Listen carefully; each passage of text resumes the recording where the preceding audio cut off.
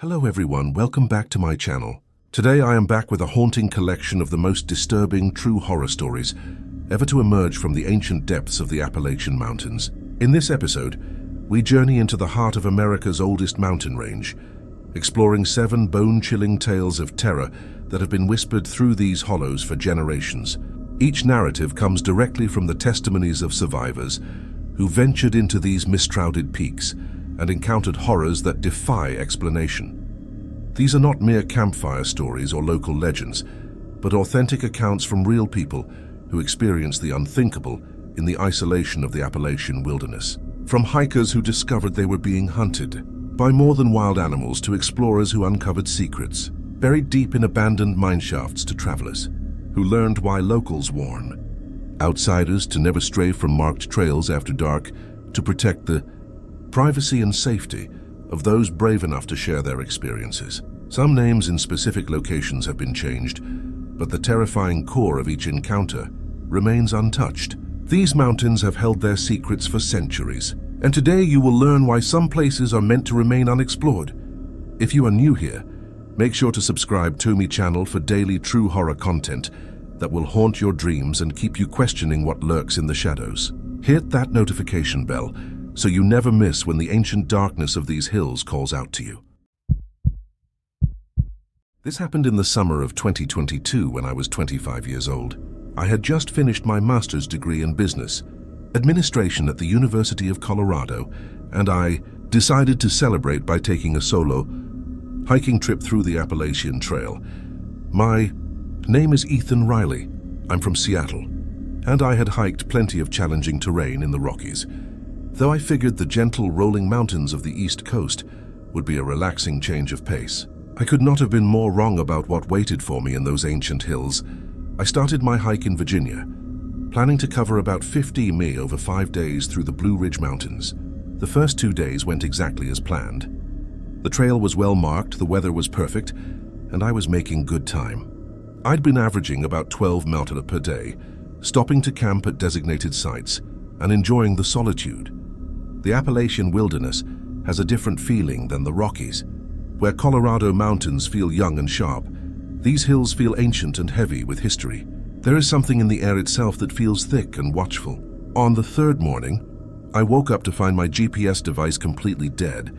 The battery had been full the night before, and my backup power bank was not working either, which was strange because it was brand new. I still had my paper maps and compass, so I was not too worried. The trail was clearly marked with white blazes painted on trees every few hundred yards. What could go wrong? I'd been hiking for about 2 hours when I met him. I was taking a water break at a small clearing when this guy emerged from the woods like he had been waiting for me. He was probably in his 40s, wearing faded camouflage pants and a torn flannel shirt. He had long greasy hair tied back in a ponytail and a thick beard that looked like it had not been trimmed in months. His eyes were this pale, washed-out blue that reminded me of winter sky. "You look lost, friend," he said, even though I was standing right next to a trail marker. I told him I was fine, just taking a break, but he kept talking. He introduced himself as Billy and said he had been living in these mountains his whole life. He knew every trail, every shortcut, every hidden spring and cave. He had this way of talking that was friendly on the surface, but felt somehow wrong underneath. Like when someone smiles but their eyes do not match.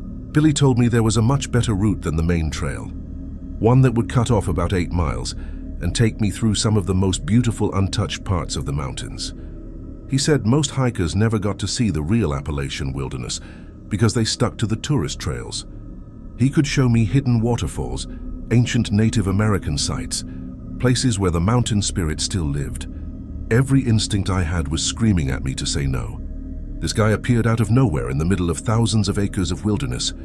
He knew I was hiking alone, and he was offering to take me off the marked trail into areas where no one would ever find me if something went wrong.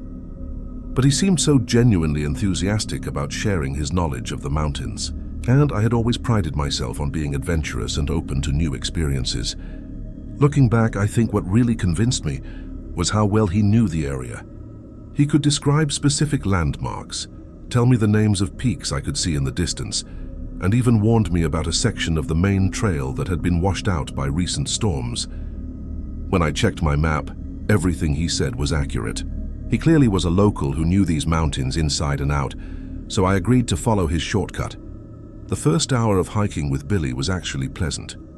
He led me off the main trail onto what looked like an old logging road that had been reclaimed by the forest. The path was faint but still visible, winding through dense stands of oak and maple. Billy was a good guide, pointing out edible plants, showing me tracks from deer and bear, telling me stories about the history of the area. He told me about the old mountain families who had lived in these hollows for generations, how they had their own ways of doing things and did not trust outsiders.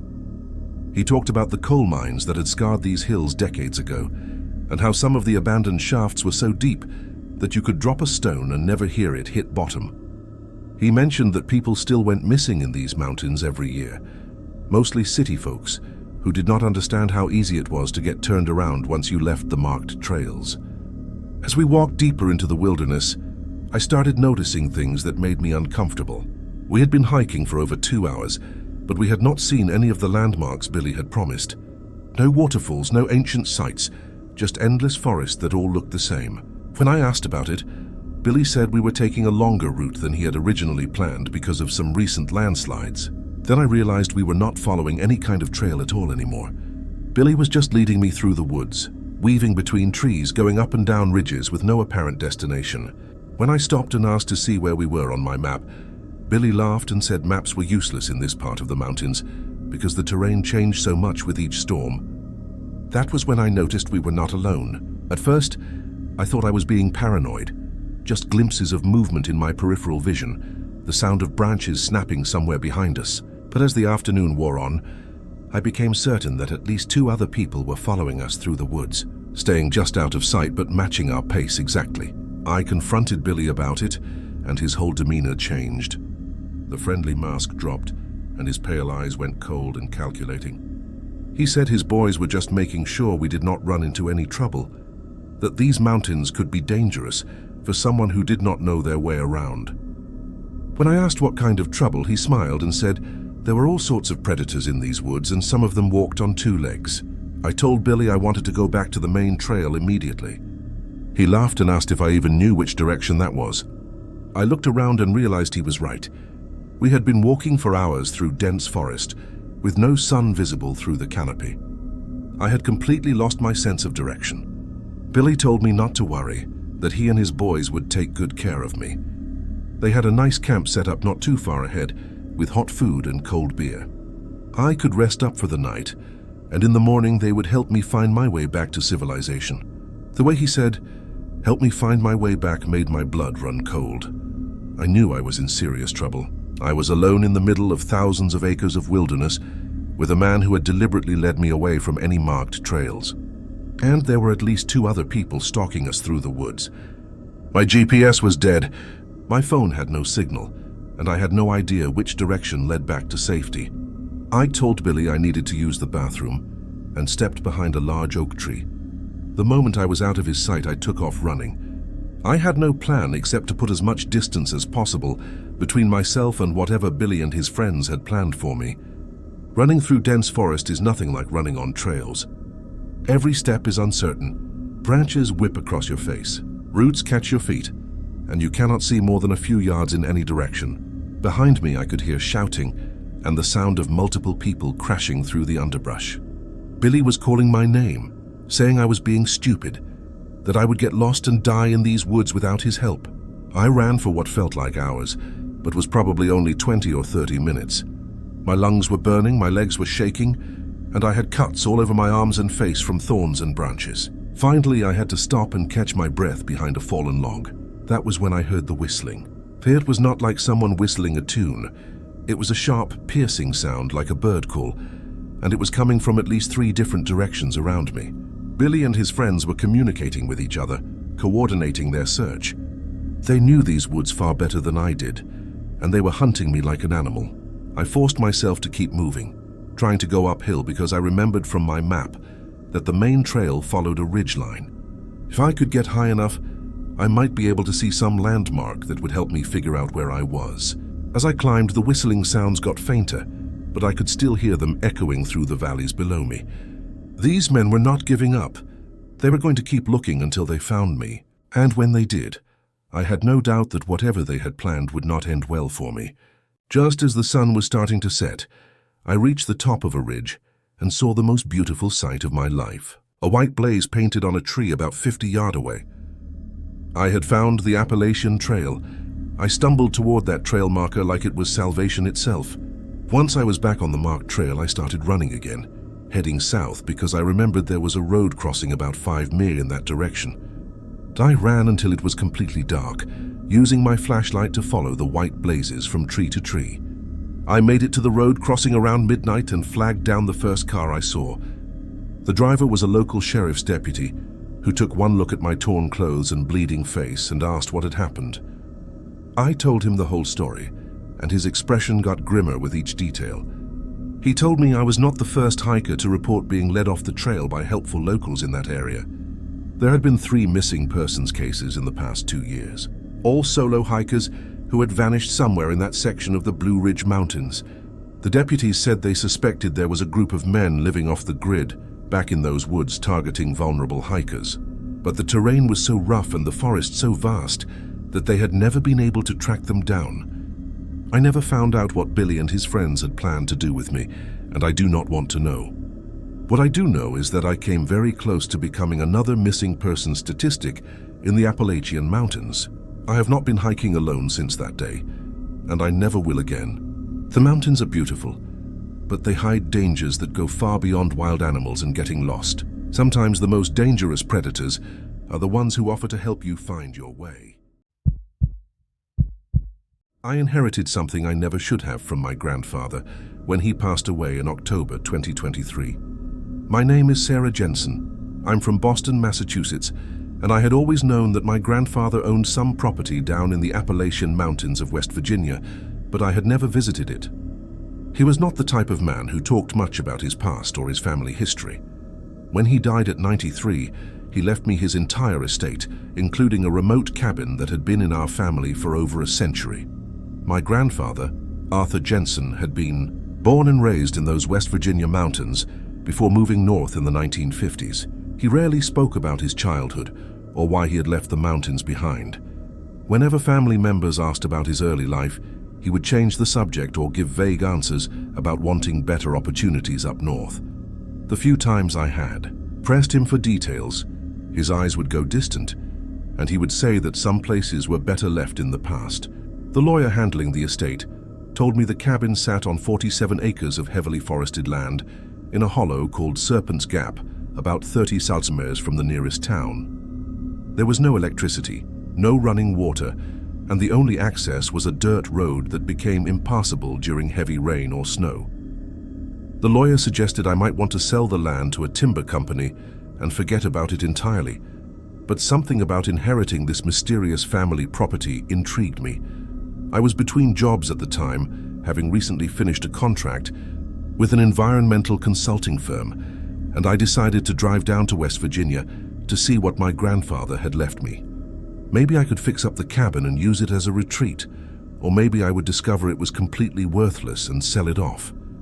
Either way, I wanted to see this piece of my family history that my grandfather had kept hidden for so many years. The drive from Maine to West Virginia took me 2 days. I spent the night in a motel in Beckley and drove out to Serpent's Gap the next morning. The directions the lawyer had given me led me deep into coal country, through small towns that looked like they had been abandoned decades ago. Empty storefronts, boarded-up houses, and the occasional person sitting on a porch who watched my car pass with suspicious eyes. The dirt road that led to the cabin was barely wide enough for my Honda Civic. Tree branches scraped against both sides of the car as I wound my way up into the mountains, following a creek that got narrower and more overgrown with each mile. After about 40 minutes of careful driving, I finally saw the cabin through the trees. My first impression was that the place was in better condition than I had expected. It was a traditional log cabin, probably built in the early 1900s with a stone chimney and a covered front porch. The roof looked solid, and while the logs had weathered to a dark gray color, the structure appeared sound. Somebody had maintained this place more recently than the lawyer had suggested.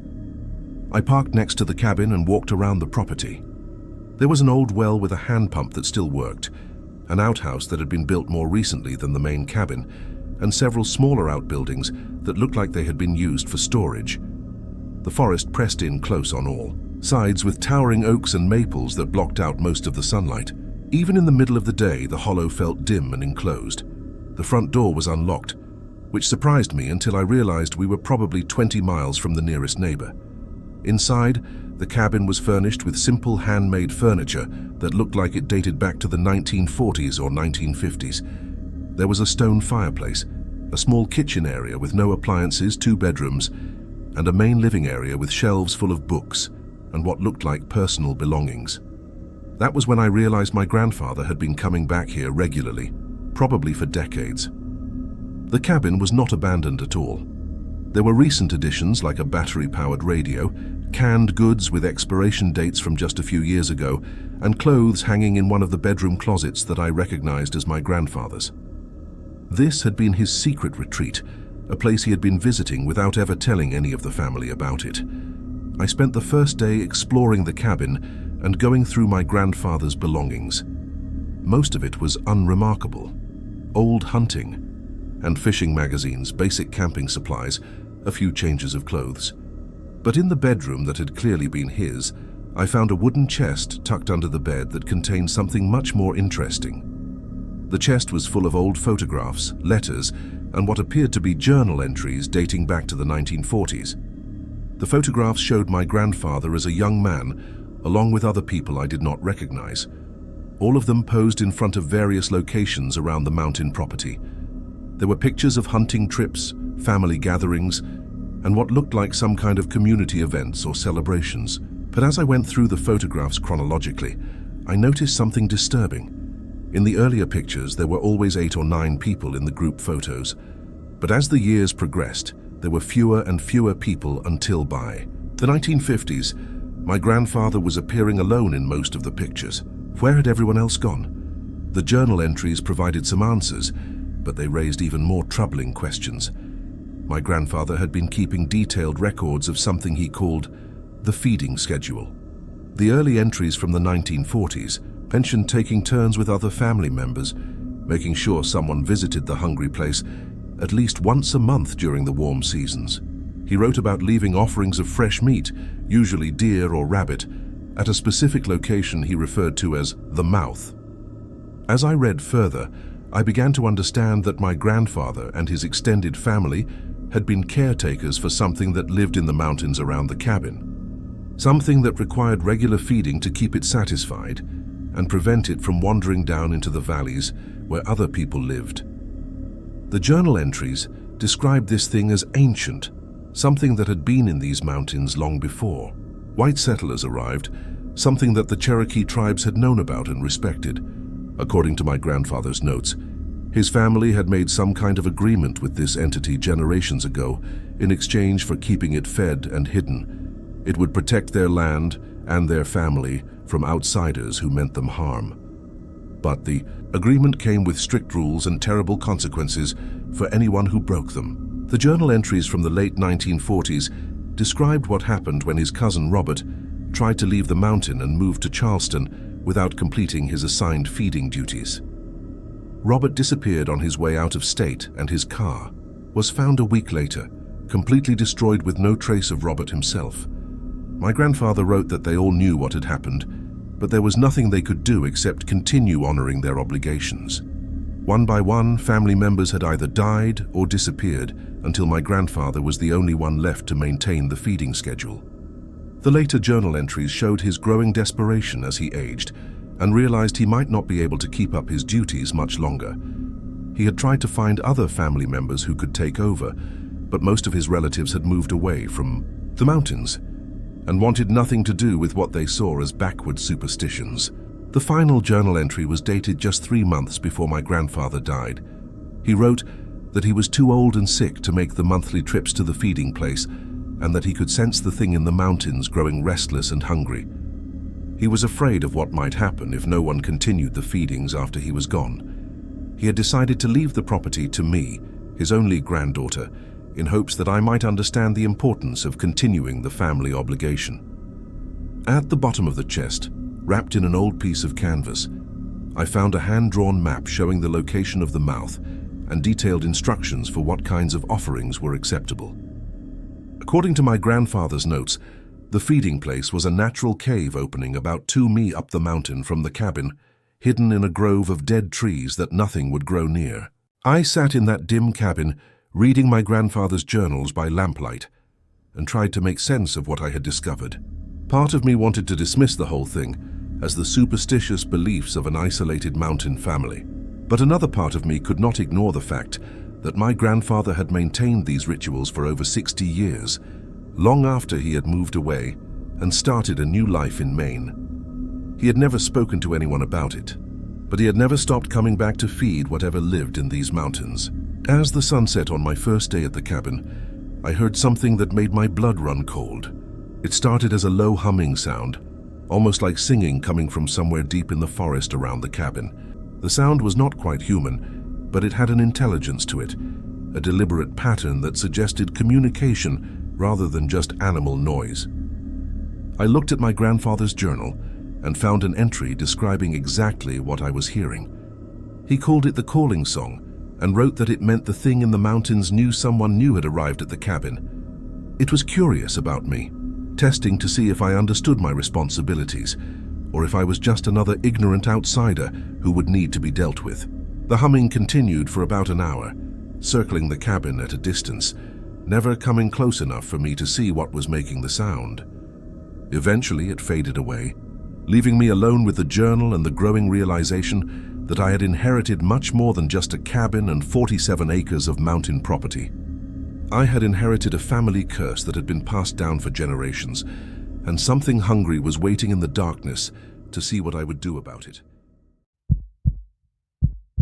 Let me be upfront. I was young and stupid and looking for adventure when this happened 5 years ago, spring 2019. My name is Jake Harrison. I am from New York City, and I was 22 years old at the time, finishing up my junior year at Columbia University. I was studying journalism and had this romantic idea about finding authentic American stories in places that tourists never visited. That spring break, instead of going to Cancun with my fraternity brothers, I decided to take a road trip through rural Appalachia to write articles about the real mountain culture that still existed in these remote hollows. I had read about the moonshine tradition that supposedly still thrived in the backwoods of eastern Kentucky and West Virginia, despite being illegal for nearly a century. I wanted to find the real thing. Not the sanitized tourist version they sold in gift shops, but actual white lightning made by families who had been distilling corn liquor since before Prohibition. I figured if I could get access to that world and write about it authentically, it would make a great piece for the campus newspaper, and maybe even catch the attention of some real publications. I spent the first week of my trip driving through small mountain towns, talking to locals in diners and gas stations, trying to get leads on where I might find traditional moonshiners. Most people either claimed to know nothing about it or gave me vague directions to tourist distilleries that were completely legal and boring. But in a town called Colton, West Virginia, I finally got a real lead. I was eating breakfast at a truck stop diner when I overheard 2 men at the next table talking about someone named Old Pete, who was having trouble with his latest batch. They mentioned something about the copper being off and needing to start over before the revenuers caught wind. When they left, I followed them outside and introduced myself as a college student writing about Appalachian culture. I told them I was interested in learning about traditional mountain crafts and customs. The older of the 2 men, who introduced himself as Dale, looked me up and down with shrewd eyes.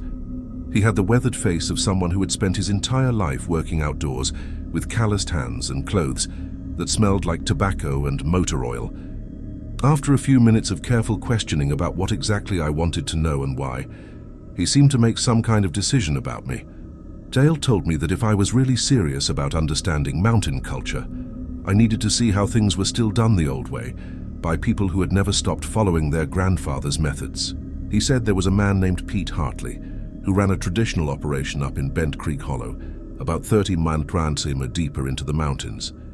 Dale warned me that Pete was suspicious of outsiders and did not like strangers showing up unannounced. But if Dale vouched for me, Pete might be willing to show me around and answer some questions. I agreed immediately, probably too eagerly because Dale gave me a long look and said I needed to understand that what Pete was doing was still illegal, even if it was traditional. If I was planning to write anything that could bring law enforcement attention to Pete's operation, Dale would make sure I regretted it. The way he said it was not exactly threatening, but it was clear that these mountain people took care of their own and did not appreciate being betrayed by city folks they had trusted. Dale told me to meet him the next morning at a gas station on the outskirts of Colleton, and he would drive me up to Pete's place. He said I should bring cash if I wanted to buy any samples, and I should be prepared to keep my mouth shut about anything I saw that was not directly related to the moonshine-making process. The next morning, I met Dale at the gas station as planned. He was driving a beat-up pickup truck that looked like it was held together with duct tape and prayer, but the engine ran smoothly and quietly. We drove deeper into the mountains than I had been before, following increasingly narrow and rough roads that wound through dense forest and past the occasional abandoned coal mine. After about 45 minutes, Dale turned onto what I initially thought was just a hiking trail, but turned out to be a dirt road that was barely wide enough for the truck. We bounced and lurched our way up a steep mountainside, with tree branches scraping against both sides of the vehicle. Dale explained that Pete's operation was located way back in the woods, far from any main roads, where the smoke from his still would not be visible to anyone who might report it to the authorities. When we finally reached Pete's place, I was surprised by how elaborate the setup was. There were several buildings scattered around a natural clearing, including what looked like a traditional log cabin, a large shed that was obviously the distillery, and several smaller outbuildings for storage and equipment. The whole operation was hidden under the forest canopy, completely invisible from the air, and accessible only by the rough road we had just navigated. Pete Hartley himself was exactly what I had expected a traditional moonshiner to look like. He was probably in his 60s, with a long grey beard and suspicious eyes that seemed to take in every detail of my appearance and demeanor.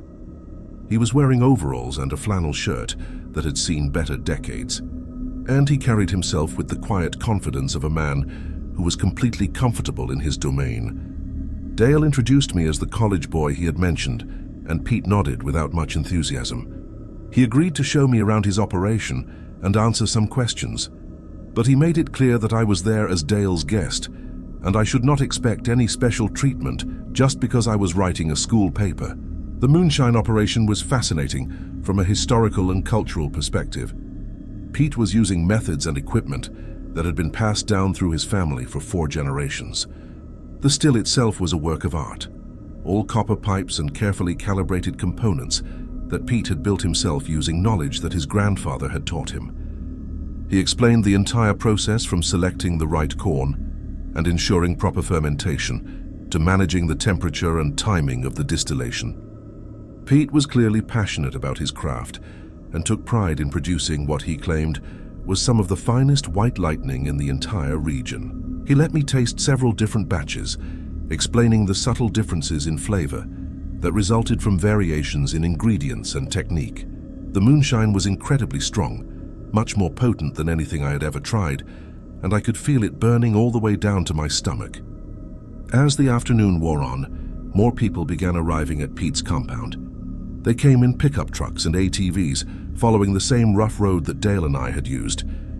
Pete introduced them as customers and friends, local people who had been buying his moonshine for years. They were friendly enough to me, but I got the impression that they were all watching me carefully, trying to decide whether I could be trusted to keep their secrets. That was when I made my first mistake. I had brought a small digital camera to take pictures for my article, and I asked Pete if I could photograph some of the equipment and maybe get a shot of him working at the still. Pete immediately said no, but I pressed him, explaining that the pictures would really help readers understand the traditional craft and culture I was writing about.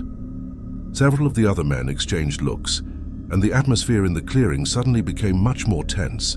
Dale pulled me aside and quietly explained that I had just asked Pete to create evidence that could be used to prosecute him and shut down an operation that had been in his family for nearly a century. He suggested I put the camera away and not mention it again. I apologized and assured everyone that I understood their concerns about photography. The tension seemed to ease somewhat, and we continued talking about the history and traditions of moonshine production in the region, but I could tell that my request for pictures had damaged the trust that Dale had worked to establish on my behalf. As the sun began to set, more people continued to arrive at the compound. I noticed that some of the newer arrivals were carrying weapons, not just hunting rifles, but handguns and what looked like military-style firearms. The conversation gradually shifted away from moonshine production to other topics that I did not entirely understand, but that clearly involved illegal activities beyond simple liquor distillation. That was when I made my second and much more serious mistake. One of the newcomers was a man in his 30s who had arrived on an ATV with a large backpack. He was conducting some kind of business with Pete that involved exchanging cash for small packages that definitely were not moonshine. My journalistic curiosity got the better of me, and I started paying close attention to their conversation, trying to understand what was being discussed. The man with the backpack noticed me listening and asked Pete who I was and why there was a stranger at the compound during a business meeting.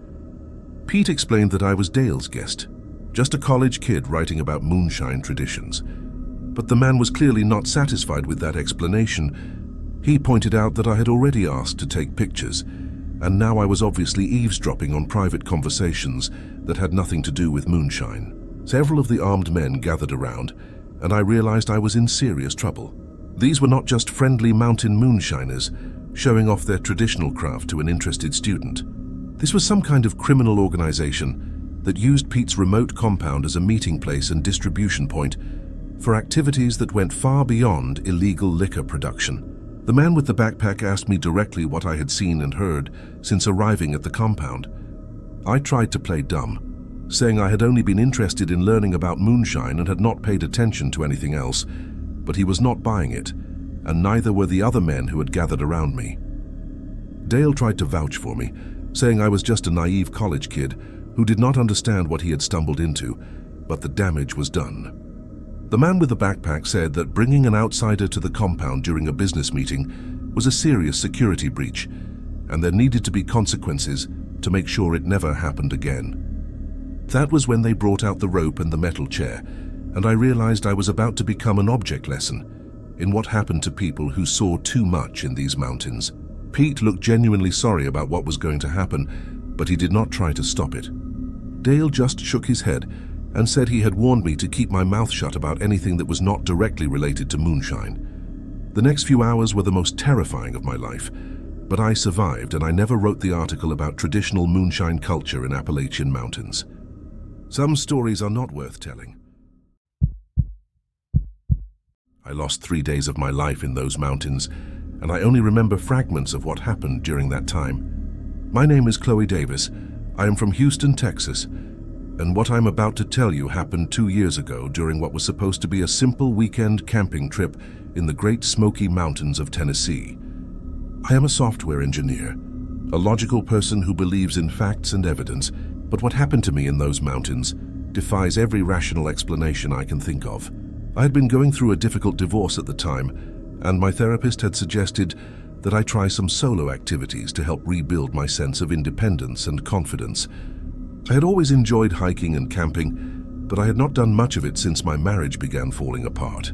I decided to take a long weekend and drive from Phoenix to Tennessee to spend some time alone in the wilderness, hiking and camping in areas I had never explored before. I arrived at the Great Smoky Mountains National Park on a Thursday afternoon in late September.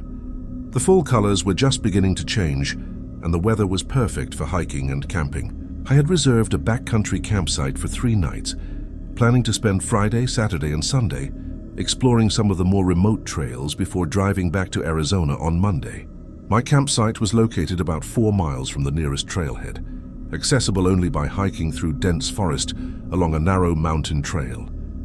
I had been backpacking for years and was comfortable with the isolation, but I had never camped quite this far from civilization before.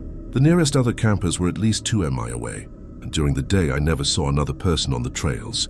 Thursday evening I set up my tent, cooked dinner on my camp stove, and settled in for what I expected to be a peaceful night under the stars. I remember sitting by my campfire around 9 reading a book and enjoying the sounds of the forest around me. The last clear memory I have from that first night is checking my watch at 9:47 p.m.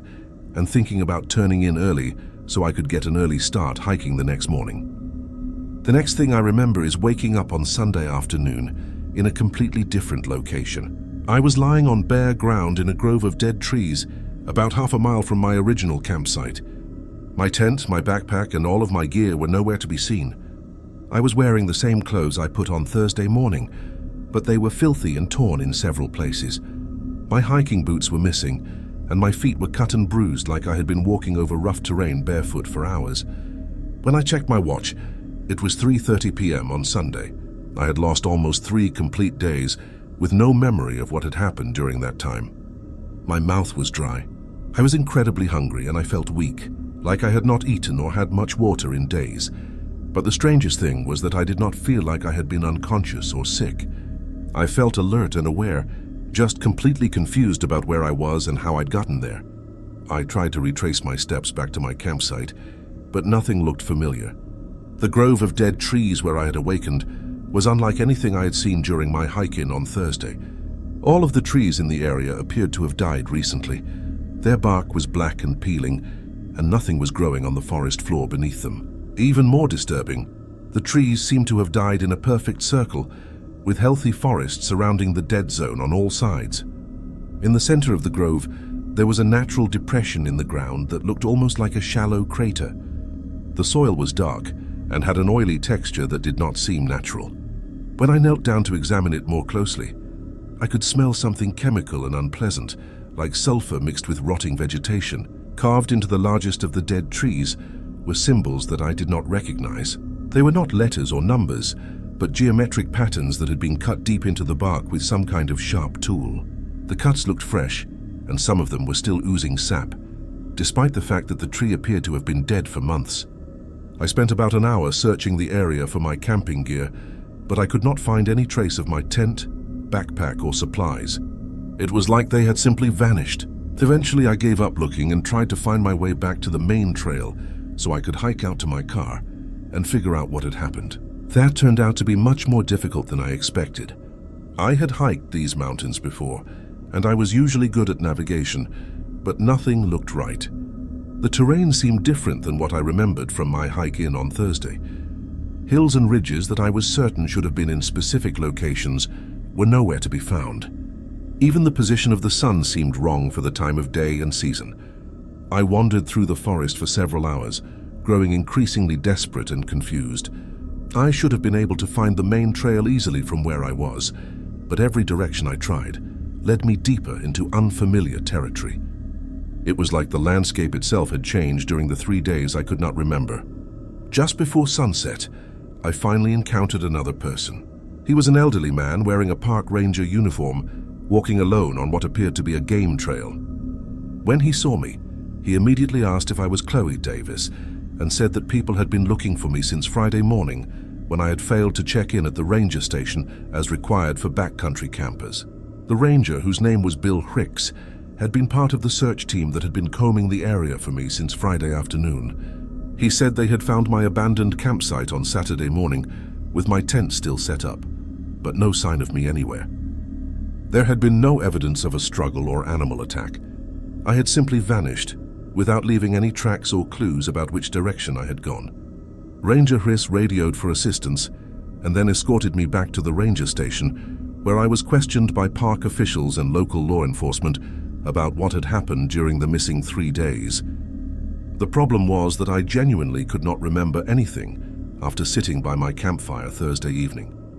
I had no explanation for how I had ended up in the grove of dead trees, what had happened to my camping gear, or why I had no memory of the intervening time. The medical examination at the local hospital revealed some disturbing findings. I had multiple small cuts and scrapes on my arms and legs that appeared to be several days old and partially healed.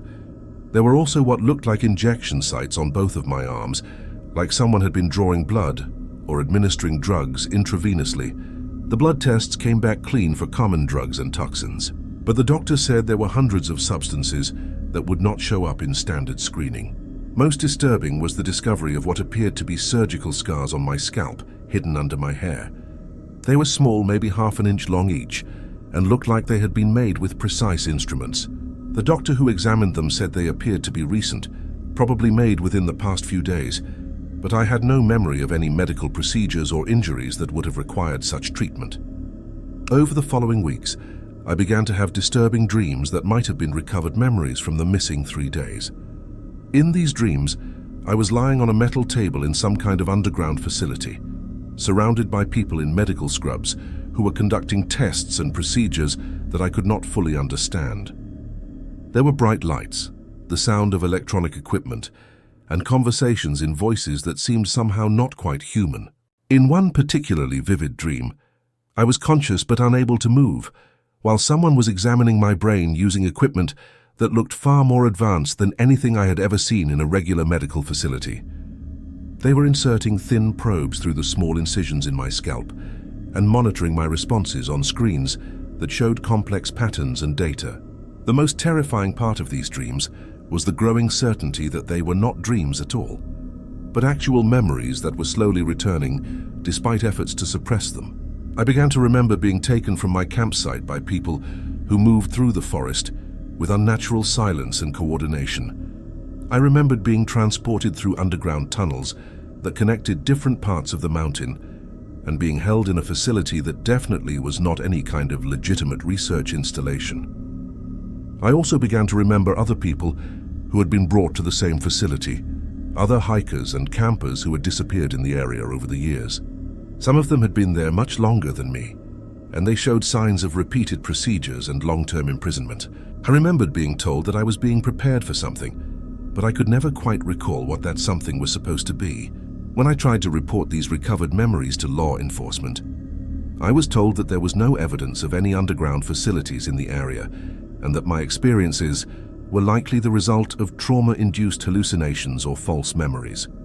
The official explanation for my disappearance was that I had become disoriented, wandered away from my campsite, and suffered a head injury that caused temporary amnesia. But I know that explanation is not true. Something happened to me during those 3 missing days. Something that involved people or entities with technology and capabilities far beyond what should exist in a remote national park. The physical evidence on my body, the surgical scars and the injection sites prove that I did not simply wander around the forest in a confused state for 3 days. I have never returned to the Great Smoky Mountains, and I probably never will. But sometimes late at night, I remember fragments of conversations and procedures that convince me that whatever was done to me during those missing days is not finished yet. The storm came out of nowhere, and I had no choice but to seek shelter wherever I could find it. My name is Daniel Scott. I am from Chicago, Illinois, and what happened to me during that storm in the mountains of North Carolina will haunt me for the rest of my life. I was 38 years old at the time, working as a freelance photographer, specializing in landscape and nature photography. I had driven across the country to capture the fall colors in the Blue Ridge Mountains, planning to spend 2 weeks camping and hiking through the most remote and scenic areas I could find. It was my 3rd day in the mountains when the weather took a violent turn. I had been photographing an old abandoned homestead about 8 miles from the nearest paved road, accessible only by a rough logging road that wound deep into the national forest. The morning had been clear and beautiful, perfect for the kind of atmospheric shots I was hoping to capture. But by early afternoon, dark clouds were building rapidly over the peaks to the west. Mountain weather can change quickly, but this storm system looked particularly threatening. The clouds were an ominous dark green color that I had never seen before, and they were moving across the sky much faster than seemed natural. Within minutes, the temperature dropped at least 20 degrees, and the wind began howling through the trees with a sound like freight trains. I'd been planning to hike back to my campsite before the storm hit, but I quickly realized I was not going to make it. The first raindrops were already falling, and they were coming down with unusual force, hitting the ground and the leaves around me like small bullets. Lightning was beginning to flash in the distance, and the thunder that followed was so loud it seemed to shake the entire mountain. I looked around desperately for any kind of shelter and spotted what appeared to be a cabin about half a mile up the mountainside. It was partially hidden by the forest, but I could see smoke rising from a chimney, which meant someone was home and might let me wait out the storm. I gathered my camera equipment as quickly as possible and started running toward the cabin, just as the sky opened up and the real deluge began. The rain was unlike anything I had ever experienced. It was not just heavy, it was violent, coming down so hard that it was difficult to see more than a few feet in any direction. The wind was gusting strong enough to knock me off balance, and the lightning was striking constantly, turning the dark afternoon into a strobing nightmare of light and shadow. By the time I reached the cabin, I was completely soaked and shivering uncontrollably. The structure was older than it had appeared from a distance, probably built in the 1940s or 1950s, with a sagging roof and windows that were covered with what looked like newspaper from the inside. There was definitely someone home because I could see lamplight flickering through gaps in the newspaper, and the smoke from the chimney was still rising despite the driving rain. I pounded on the front door and called out that I was a hiker, caught in the storm and desperately needed shelter. For a long moment there was no response, and I was beginning to think no one had heard me over the sound of the wind and rain. Then I heard footsteps inside, and the door opened to reveal a woman in her 50s. With long grey streaked hair and eyes that seemed too bright in the lamplight, she looked me up and down without saying anything, taking in my soaked clothes and expensive camera equipment. Finally, she stepped aside and gestured for me to come inside. I thanked her profusely as I entered, dripping water all over her floor and apologizing for the intrusion. She closed the door behind me and turned several heavy locks that I had not noticed from the outside. The interior of the cabin was dimly lit by oil lamps and a fire in the stone fireplace. It was furnished with handmade furniture that looked like it had been built decades ago, and the walls were covered with animal pelts and what appeared to be hunting trophies. But there was something wrong with the trophies. They were not normal deer heads or bear pelts. Some of the skulls were shaped wrong, too elongated or with too many teeth, and the pelts had patterns and colors that did not match any animals I recognized. The woman introduced herself as Mary and said I was welcome to stay until the storm passed. She offered me a towel and a cup of what she said was herbal tea, which tasted bitter and had an aftertaste that reminded me of medicine. She seemed friendly enough, but there was something in her manner that made me uncomfortable. She kept staring at me with those bright eyes, and she had a habit of smiling at inappropriate moments, like when I mentioned being worried about flash floods or getting struck by lightning. As I sat by the fire trying to warm up and dry out my clothes, I became aware that Mary was not alone in the cabin. I could hear movement in the back rooms, footsteps and occasional voices that were too quiet for me to make out the words. When I asked if other family members lived there, Mary smiled and said I would meet them soon enough. The storm continued to rage outside with no sign of letting up. The wind was howling around the cabin so loudly that it was difficult to carry on a conversation, and the lightning strikes were so frequent that the entire structure would light up every few seconds. Mary explained that storms in these mountains could last for hours, sometimes even days, and that I might need to stay the night if conditions did not improve. That was when I met the rest of the family. The first to emerge from the back rooms was a man who appeared to be Mary's husband. He was tall and gaunt with long hair that looked like it had not been washed in weeks, and clothes that were stained with substances I did not want to identify. He moved with a strange, shambling gait, and when he looked at me, his eyes had the same unnaturally bright quality as Mary's. He was followed by what I initially thought were their children. But as they came closer to the firelight, I realized something was very wrong with all of them. There were 3 younger people, probably in their 20s or 30s, but they all had physical deformities that suggested serious genetic problems. One had arms that were different lengths, another had facial features that were severely asymmetrical, and the third moved with a limping gait that indicated major problems with their spine or legs. All of them stared at me with the same bright, unsettling eyes, and none of them spoke. Mary introduced them as her family, but did not give any names. She explained that they did not get many visitors in their remote location, and that they were always excited to meet new people who might be able to stay for a while. The way she said stay for a while made my blood run cold. I began to get the impression that visitors to this cabin might not always be free to leave when they wanted to. I told Mary that I appreciated their hospitality, but that I needed to get back to my campsite as soon as the storm passed because people would be worried about me if I did not check in. Mary smiled and said that the storm was just getting started and that it might be days before it was safe to travel through the mountains again. She suggested I make myself comfortable because I was going to be their guest for quite some time. That was when I noticed that all of the windows in the cabin were not just covered with newspaper from the inside. They were also boarded up from the outside. The heavy locks on the front door were designed to keep people in, not out. And the hunting trophies on the walls were not from animals at all. They were from people. I recognized human skulls that had been modified and decorated to look like animal remains. There were scalps with hair still attached, hanging next to what I had initially thought were deer pelts. In the flickering lamplight, I could see photographs tacked to the wall showing previous guests who had sought shelter in this cabin during storms. The family was still standing around me in a semicircle, staring with those bright predatory eyes. Mary was explaining that they had developed their own ways of surviving in the remote mountains, ways that did not depend on the outside world for anything they needed. She said they had learned to make use of everything that came their way, including unexpected visitors who got caught in bad weather. I realized I was in serious danger and needed to get out of the cabin immediately, storm or no storm. I told them I had remembered that I needed to retrieve some important equipment from my car before the weather got any worse.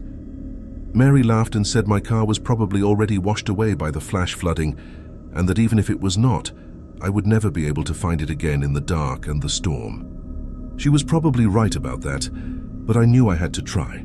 I stood up and moved toward the door, but the man I had assumed was Mary's husband stepped in front of me and shook his head.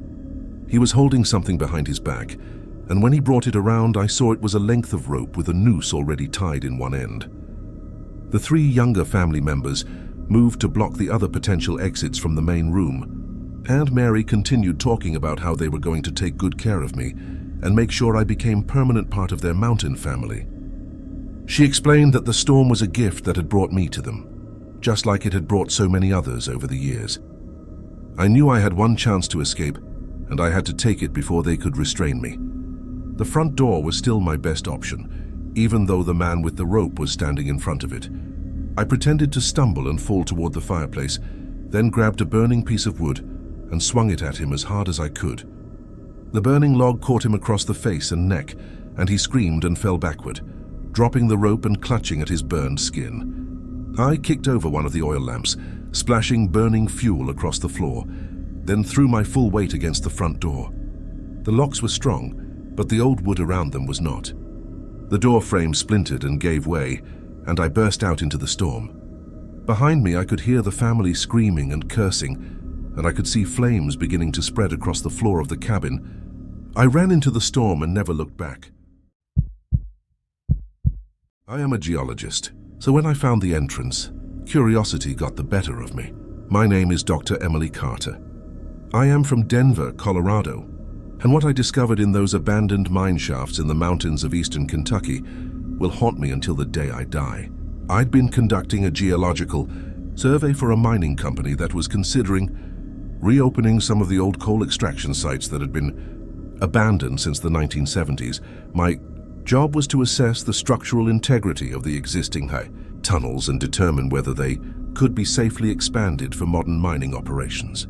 I had been working in the area for 3 weeks, mapping and photographing dozens of abandoned mine entrances scattered throughout the mountainous terrain. Most of them were exactly what you would expect from old coal mines. Dark, partially collapsed tunnels that extended maybe a few hundred FT into the mountainside before becoming too dangerous or unstable to explore further. But this particular mine was different from the moment I first saw it. The entrance was much larger than the others I had surveyed, and it showed signs of more recent activity than should have been possible for a mine that had supposedly been abandoned for nearly 50 years. There were fresh tire tracks in the dirt leading up to the opening, and someone had recently cleared away vegetation and debris that would have accumulated over decades of neglect. Most tellingly, there was electrical conduit running into the tunnel, suggesting that someone had installed modern lighting and possibly other equipment inside. My initial assumption was that local authorities, or perhaps the previous mining company, had been conducting their own safety inspections or environmental assessments. But when I checked my records and contacted the company that had originally operated the mine, I discovered that no one had been authorized to access the site in over 20 years. The local sheriff's department also had no record of any recent activity in the area. This presented me with a dilemma. As a professional geologist conducting an official survey, I was supposed to document and assess all existing mine infrastructure in the area. But if someone was using this particular mine for unauthorized purposes, I might be walking into a dangerous situation. After considerable deliberation, I decided that my scientific curiosity and professional obligations outweighed my personal safety concerns. I equipped myself with all of the standard safety gear for underground exploration: hard hat with mounted light, backup flashlights, portable air quality monitor, emergency beacon, and enough water and emergency supplies for several hours underground. I also brought my digital camera and measuring equipment to document whatever I found inside the mine. The electrical conduit led about 200 feet into the tunnel, before connecting to a series of work lights that had been professionally installed along the ceiling. Someone had invested significant time and money in making this abandoned mine accessible and functional. The tunnel itself was in remarkably good condition, with timber supports that appeared to have been recently reinforced in a floor that had been cleared and leveled. As I went deeper into the mine, following the electrical conduit and the line of work lights, I began to notice side passages that branched off from the main tunnel. These appeared to be original mining corridors, but several of them had been modified with new metal doors that looked completely out of place in an abandoned coal mine. The doors were heavy steel construction with multiple locking mechanisms, more like what you might find in a high-security facility than in an industrial mine. My air quality monitor was registering normal levels of oxygen and no dangerous gases. So I continued deeper into the tunnel system. About half a mile from the entrance, I reached what appeared to be the main excavation area, where the original coal extraction had taken place. But instead of the empty cavern I expected, I found a sophisticated underground facility that had been constructed within the natural mining chambers. There were multiple rooms that had been carved out of the rock walls and fitted with modern amenities: electric lighting, ventilation systems, running water, and what appeared to be laboratory equipment. The construction was professional quality, clearly the work of experienced contractors with access to specialized underground construction techniques. This was not some amateur operation thrown together by local criminals or drug manufacturers. In the largest of the underground rooms, I found something that made my scientific training completely irrelevant. Along one wall were dozens of metal filing cabinets filled with documents, photographs, and what appeared to be medical records. The documents dated back to the 1940s and continued up to within the past few months. They detailed some kind of long-term research project that had been conducted in this location for over 70 years. The photographs were the most disturbing part. They showed people of various ages, from children to elderly adults, who appeared to be subjects in some kind of medical or psychological experiments. Many of the subjects showed obvious signs of physical distress, malnutrition, and what looked like surgical procedures that had been performed without proper medical care. The more recent photographs were in color and showed much clearer detail of procedures that violated every ethical standard of human medical research. According to the documents, the research project had been initiated in the 1940s as part of a government program to study the effects of isolation, sensory deprivation, and various experimental drugs on human subjects. The original funding had come from federal agencies, but by the 1960s, the project had apparently been transferred to private contractors who continued the research without official oversight or approval. The subjects appeared to be people who would not be missed by the outside world: homeless individuals, runaway teenagers, and people with mental illness who had been institutionalized. Many of the files indicated that subjects had been told they were participating in legitimate medical studies or job training programs. But once they arrived at the facility, they had been held against their will and subjected to procedures that could only be described as torture.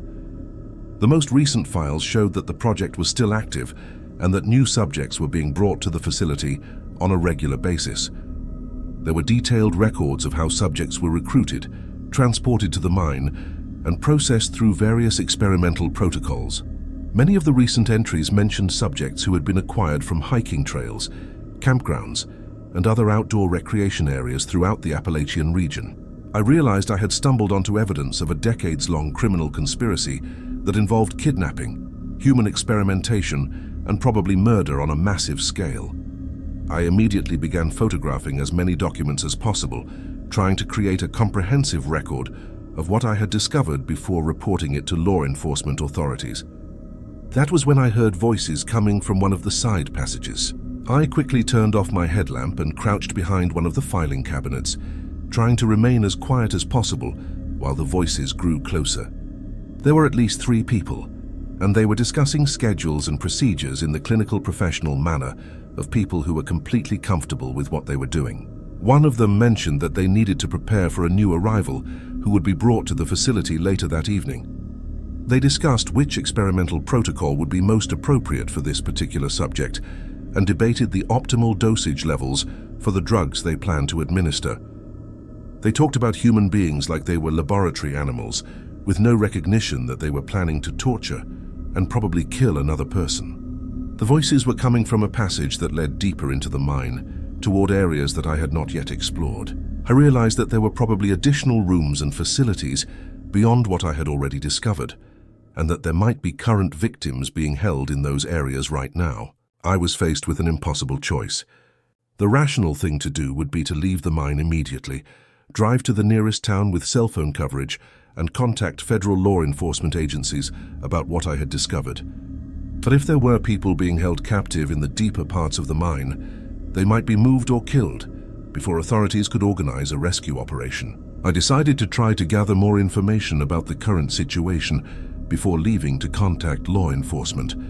I waited until the voices faded away, then carefully made my way toward the passage where I had heard them talking. The electrical conduit continued in that direction, suggesting that there were indeed additional facilities deeper in the mine.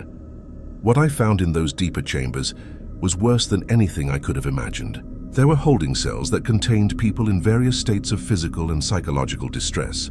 Some appeared to be drugged or sedated. Others were conscious, but showed signs of prolonged abuse and malnutrition. All of them had identification numbers tattooed on their arms, like they were inventory in some kind of human warehouse. The people running this facility had turned an abandoned coal mine into a sophisticated underground prison where they could conduct illegal human experiments without any risk of discovery by outside authorities. They had been operating for decades, perfecting their methods and expanding their capabilities, all while remaining completely invisible to the outside world. I knew I had to document everything I could and then get out of there immediately to contact law enforcement. But as I was taking photographs of the holding cells, I heard footsteps behind me and realized I had been discovered by whoever was running this nightmare facility. The next few minutes were the most terrifying of my life, but somehow I managed to escape from the mine and make it back to my vehicle. I drove straight to the FBI field office in Lexington and turned over all of the photographs and documentation I had gathered. The federal investigation that followed led to the arrest of 12 people and the rescue of 17 victims who had been held in the underground facility. But I know that what I discovered was just one small part of a much larger network of similar operations hidden throughout the remote areas of Appalachian Mountains. Growing up, my Appalachian grandmother told me stories I thought were just mountain folklore until I experienced the truth for myself. My name is Liam Jones. I am from Los Angeles, California. And what happened to me in the mountains of Southwest Virginia 2 years ago proved that some old legends are based on terrifying reality. My grandmother, Mima Rose, had grown up in those mountains before moving south in the 1950s, and she used to tell me stories about something she called the Fiddle Man, who played music that could drive people to madness. According to Mima Rose, the Fiddle Man was an ancient spirit who had been roaming the mountain hollows since before white settlers arrived in the region. He appeared as a tall, thin man in old-fashioned clothes, always carrying a fiddle made from materials that no earthly craftsman could have used. She said his music was the most beautiful and haunting sound anyone could ever hear, but that listening to it for too long would steal your mind and leave you wandering the mountains forever, following the melody deeper and deeper into places where no human should ever go. She told me that her own grandfather had encountered the Fiddleman in 1923 while hunting, alone in the woods near their family homestead. He had followed the sound of fiddle music for hours, becoming completely lost in the wilderness, till he finally came to his senses just before dawn and realized he had no idea where he was or how he had gotten there. It took him 2 days to find his way back home. And for the rest of his life, he would sometimes stop whatever he was doing and tilt his head, like he was listening to distant music that no one else could hear. I had always assumed these were just colorful family stories, the kind of folklore that develops in isolated mountain communities where people need entertainment during long winter nights.